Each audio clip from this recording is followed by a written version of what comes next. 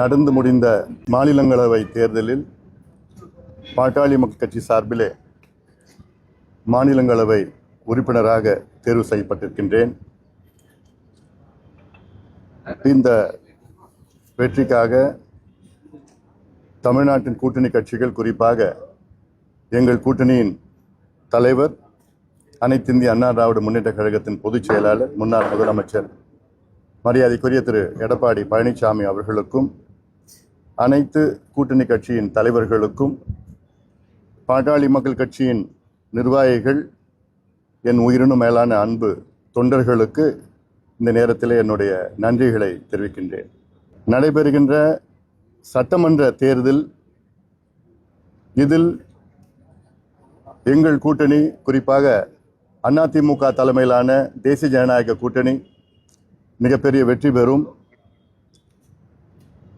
களத்தில் திமுக மீது மக்கள் மிகுந்த கோபத்தில் இருக்கின்றார்கள்.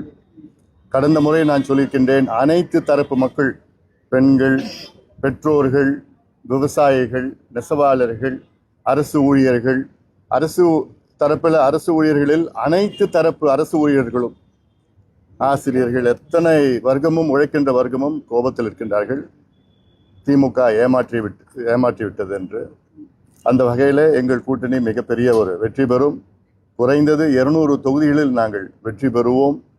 அதிமுக தலைமையிலான ஒரு ஆட்சி தமிழ்நாட்டில் அமையும். கூட்டணி